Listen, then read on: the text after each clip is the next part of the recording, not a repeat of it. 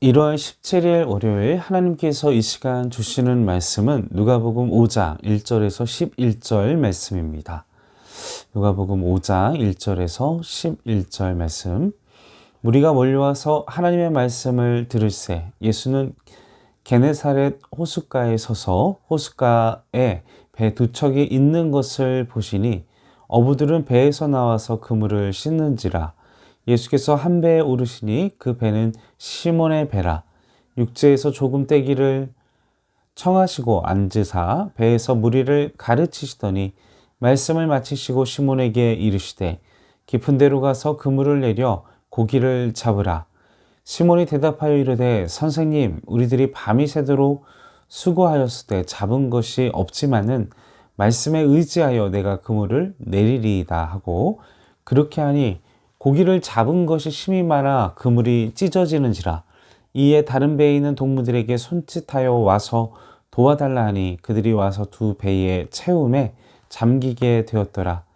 시몬 베드로가 이를 보고 예수의 무릎 아래 엎드려 이르되 주여, 나를 떠나소서, 나는 죄인이로소이다 하니, 이는 자기 및 자기와 함께 있는 모든 사람이 고기 잡힌 것으로 말미암아 놀라고 세베의 때의 아들로서 시몬의 동업자인 야고보와 요한도 놀랐습니다. 예수께서 시몬에게 이르시되 두려워하지 말라. 이제 후로는 내가 사람을 취하리라 하시니 그들이 배들을 육지에 대고 모든 것을 버려두고 예수를 따르니라. 아멘. 자, 오늘 본문 첫 머리에는 두 사람이 대비가 되고 있습니다. 한 분은 많은 사람들이 몰려와서 하나님의 말씀을 듣고 수많은 사람들이 끊임없이 몰려와서 예수님의 말씀을 듣기 위해 막 난리법석, 그리고 끊임없이 예수님의 말씀에 집중하는 그런 시끌벅적한 상황들이었죠. 또 반면에 이 다른 사람 베드로는 밤새도록 물고기를 잡으려고 했지만 다 그냥 그 허탕을 친, 정말 앞에서는 막 그냥 시끌벅적, 막 예수님 때문에 막 사람들이 웅성웅성 뭔가 활기차고 뭔가 기대하고 막 소망하는 분위기가 있는 가운데 있었지만, 반면에 베드로는 지치고 막 날새대로 고생을 했으니까요, 막 망가지고 막 무너지고 막 이런 마음으로 와서 그냥 허탈하게 그물을 씻고 있었다라는 것입니다. 이제 그렇게 막 사람들이 몰려와서 이제 하나님의 말씀을 듣고 계셨는데, 예수님께서 이제 베드로에게 부탁을 하시죠.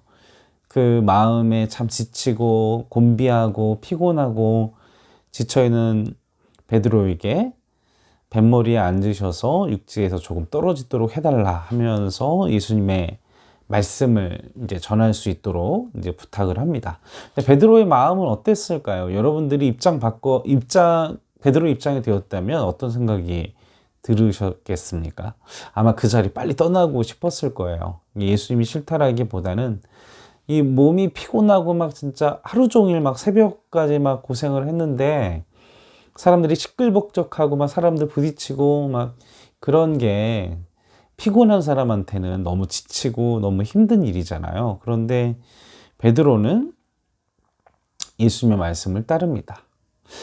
이와 같이 하나님은요, 예수님은 우리가 좀 분주하고 정말 어지럽고 너무나 힘든 인생의 여정 속에 막 달리고, 그리고 또 실패를 할 수도 있고, 아니면 너무나 많은 경무에 시달려서 지쳐서 막 모든 걸 다 그냥 쏟아낸 그 지쳐있는 상태, 아니면 마음의 문제 때문에, 인생의 문제 때문에 지쳐가지고 낭망하거나, 아니면 정말 이렇게 힘들게 쓰러져 있을 때,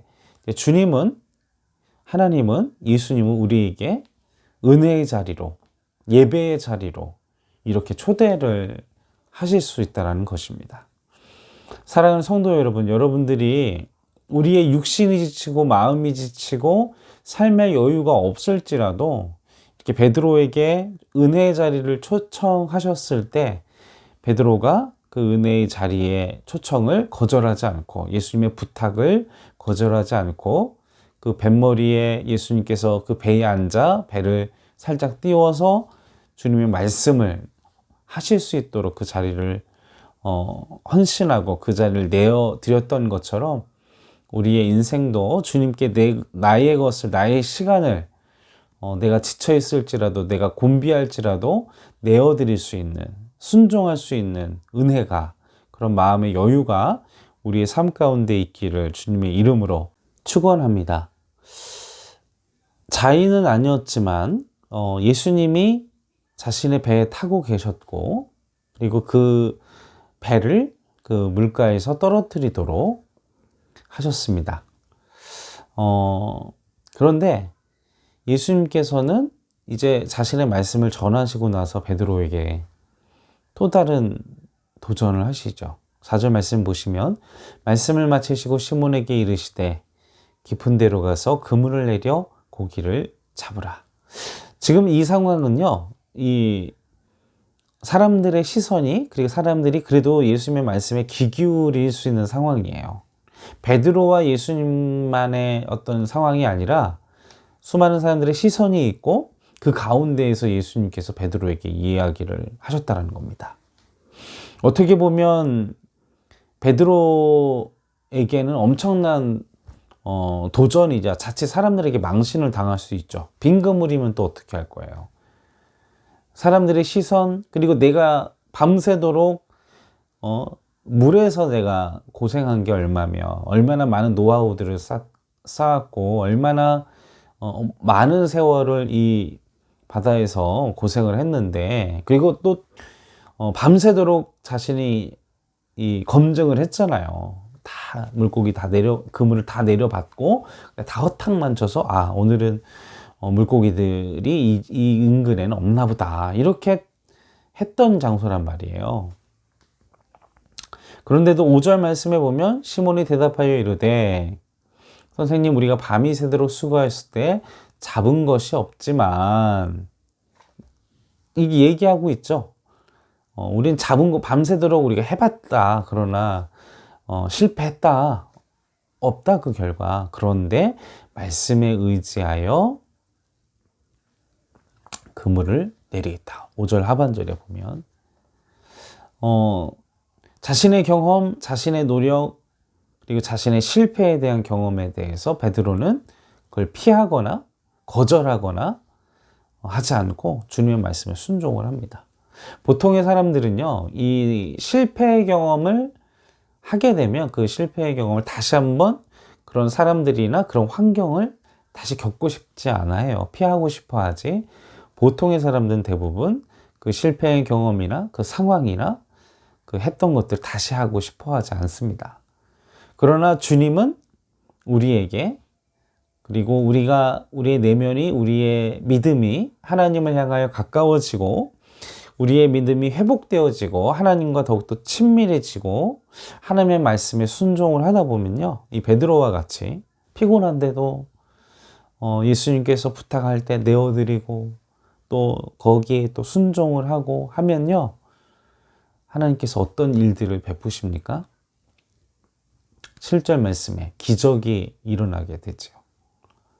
사랑하는 성도 여러분, 여러분들이 실패했던 과거의 경험, 신앙의 경험이든 그게 사회생활에서 얻은 것이든, 내가 두 번 다시는 관계의 문제, 내가 실패한 경험을, 이게 정말 내 안에 평생의 문제인 것들도 하나님과의 관계가 깊어지고 우리의 영이 회복되어지고 하나님과의 관계가 깊어지면 깊어질수록 그 과거에 실패했던 것, 무너졌던 관계, 모든 그런 일들을 다시 회복할 수 있도록 다시 그 기회들, 다시 회복할 수 있는 그 기회들, 다시 도전할 수 있는 기회들을 우리에게 주세요.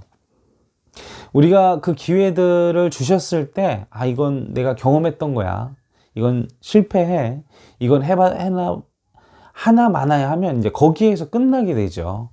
그리고 그건 우리 아킬레스건, 나의 컴플렉스, 나의 두려움이 됩니다. 그 문제와 그 관계와 그 사람에게 있어서 나는 더 이상 어떤 일들을 해내갈 수 없어요. 그러나 주님이 우리에게 도전하셨고 그 관계들을 회복하도록 그 문제들을 다시금 이겨내도록 도전을 주시고 다시 우리에게 기회를 주시면 베드로처럼 내 과거의 경험은 그랬습니다. 그러나 당신의 말씀에 그물을 내립니다.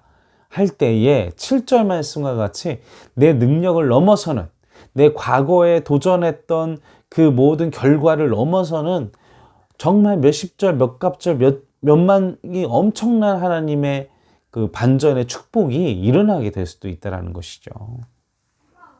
사랑하는 성도 여러분, 여러분들의 삶 가운데 내 과거의 경험에만 머물러 있지 마시고 내 상처에만 머물러 있지 마시고 내 영을 회복시키시고 기회를 주셨을 때에 그것으로 믿음의 반응을 하시는 우리 행정교회 성도 여러분 되시기를 주님의 이름으로 간절히 축원합니다. 그래서 우리가 말씀을 정리하면 이 기적을 경험한 사람들은 나의 정체성을 깨닫게 되죠. 아, 내가 죄인이구나. 하나님의 능력을 경험하고 하나님의 살아계신 예배를 참여하게 되면 내 자신이 죄인이라는 것을 느끼게 돼요. 예배 안에서 내가 은혜를 경험하고 하나님의 살아계심을 체험하면 내가 죄인이다라는 고백을 하게 됩니다.